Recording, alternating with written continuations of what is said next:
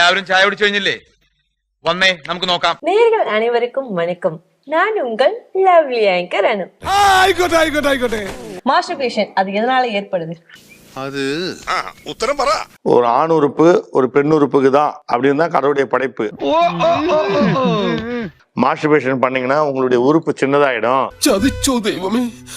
கை பழக்கம் என்பது பெரிய தவறு. அப்படி கை பழக்கம் பண்ணும்போது என்ன ஆகும்னா, ஒரு எக்ஸாம்பிள் சொல்றேன்ல, கேட்டுங்கப்பா தம்பி. அப்படி கை பழக்கம் பண்ணா 9 இன்ச்சு வரக்கூடிய உறுப்பு 2 இன்ச்சு 3 இன்ச்சு ஆயிடும்.